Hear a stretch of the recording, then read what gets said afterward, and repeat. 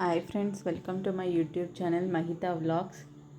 ఈరోజు నేను మీకు పాలకూర పప్పు సింపుల్గా ఎలా చేయాలో ప్రెషర్ కుక్కర్లో చూపిస్తాను.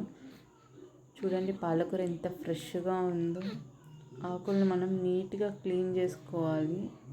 అంటే ఊరికే వాటర్లో వేస్తే సరిపోదు, సాల్ట్ వాటర్లో క్లీన్ చేసుకుంటేనే దానికి ఉన్న మట్టి అంతా పోతుంది. ఫస్ట్ నేను 4 కట్టలు తీసుకున్నాను. అంటే 4 కట్టలు తీసుకొచ్చారు. 2 కట్టలు ఈరోజు కర్రీకి వేస్తున్నాను. 2 కట్టలు సరిపోతుంది నా కూరకి. ఇప్పటికి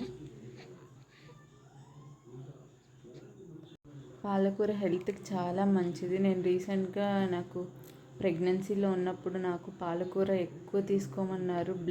ప్లేట్లెట్స్ అవి ఇంక్రీజ్ అవ్వడానికి పాలకూర చాలా యూజ్ అవుతుంది. పాలకూరలో చాలా హెల్త్ బెనిఫిట్స్ ఉన్నాయి. రోజు మనం వీక్లీ 2 టైమ్స్ అయినా పాలకూర తీసుకుంటే హెల్త్కి చాలా మంచిది. మీరు ట్రై చేయండి, చాలా సింపుల్గా ఉంటుంది పాలకూర పప్పు చేయడము. ఎక్కువ టైం కూడా తీసుకోదు.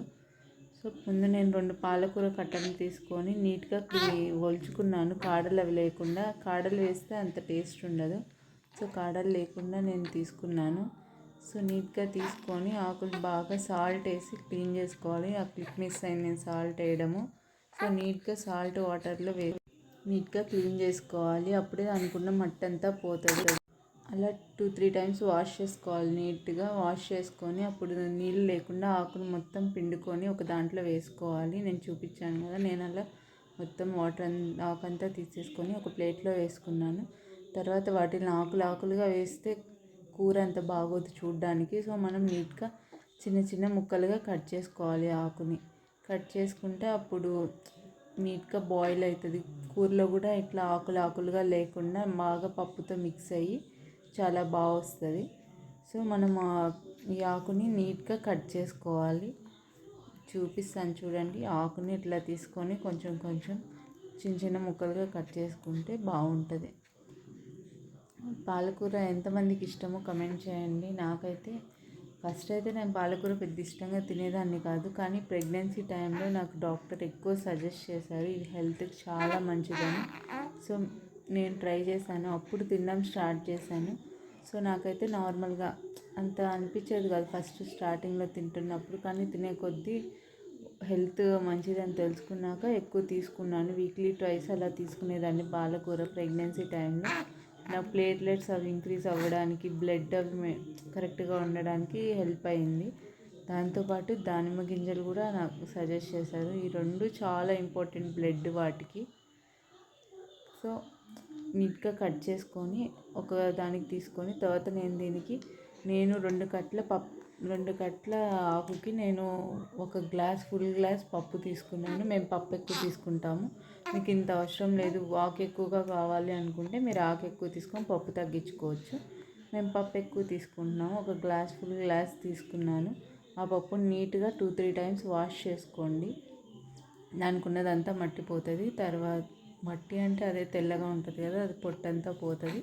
తర్వాత నీట్గా కడుక్కొని నేను చూపిస్తున్నాను కదా ఫింగర్స్లో అక్కడి వరకు వాటర్ పోసుకోండి. ప్రెషర్ కుక్కర్ కాబట్టి ఎక్కువ వాటర్ పట్టదు, ఆ వాటర్ సరిపోతుంది. ఆ ఉన్న వాటర్తో బాగా పర్ఫెక్ట్గా కుక్ అవుతుంది. తర్వాత కట్ చేసుకున్న ఆకు దాంట్లో వేసుకోండి.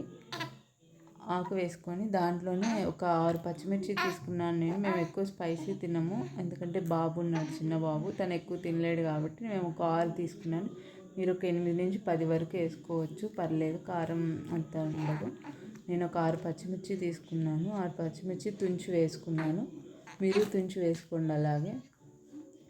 తర్వాత దాంట్లోనే కొంచెం పసుపు, చింతపండు కూడా యాడ్ చేసుకోవాలి. అన్నీ వేసుకొని కుక్కర్లో 5 విజిల్స్ పెట్టాలి. 5 విజిల్స్తో పప్పు అయితే బాగా ఉడికిపోతుంది. నేనైతే పప్పు కొంచెం లేట్ కాబట్టి నేను 5 విజిల్లు పెట్టుకున్నాను. మీరు 3 విజిల్స్ పెట్టుకోండి, సరిపోతుంది, పప్పు ఉడికిపోతుంది. నా పప్పు లేట్ కాబట్టి నేను 5 పెట్టుకున్నాను. సో 5 విజిల్స్ వచ్చాక మీకు చూపిస్తాను పప్పు ఎలా ఉడికిందో. నాకైతే పర్ఫెక్ట్గా ఉడికింది.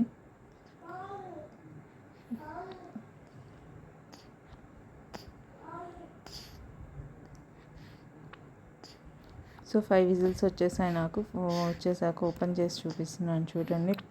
చాలా బాగా పర్ఫెక్ట్గా కుక్ అయింది. సో ఆకులో కొంచెం ఉప్పు యాడ్ చేసుకోవాలి.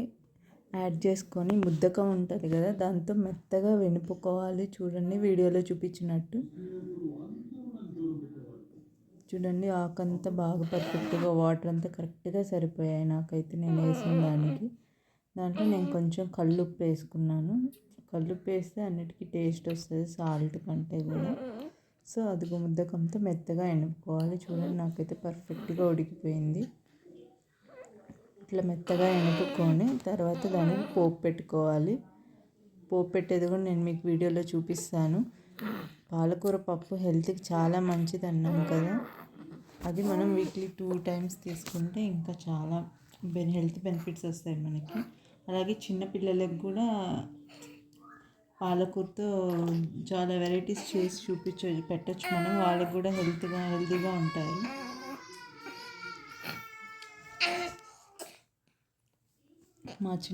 మా పెద్ద బాబు కూడా చాలా ఇష్టంగా తింటాడు పాలకూర.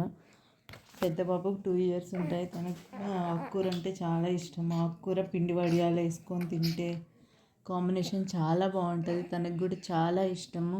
ఆకుకూర పిండి వడియాలు వేసి పెడితే అలానే తినేస్తాడు వద్దు అనకుండా. సో పోపు వేసుకోవాలి. పోపు ముందు బాండలు పెట్టుకొని దాంట్లో కొంచెం ఆయిల్ వేసుకొని దాంట్లో ఆవాలు, జీలకర్ర, కొంచెం మెంతులు వేసుకొని అది చిటపట అన్నాక ఆనియన్స్ వేసుకోవాలి. చిన్నగా కట్ చేసుకొని ఆనియన్స్ బాగా కొంచెం గోల్డెన్ బ్రౌన్ కలర్లో వచ్చే వరకు వేయించుకోవాలి.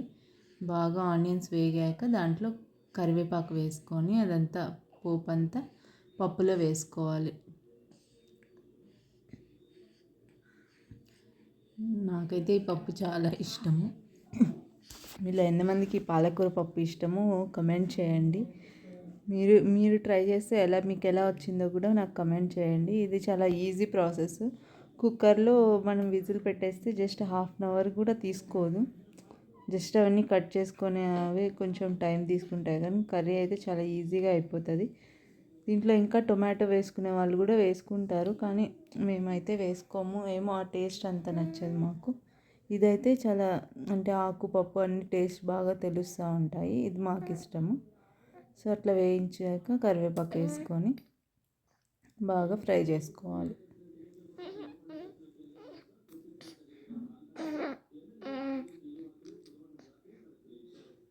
ఫ్రై చేసుకొని ఇదంతా మనం ముందుగా ఎనుపుకున్న పప్పులో వేసుకొని బాగా కలిపెట్టుకోవాలి.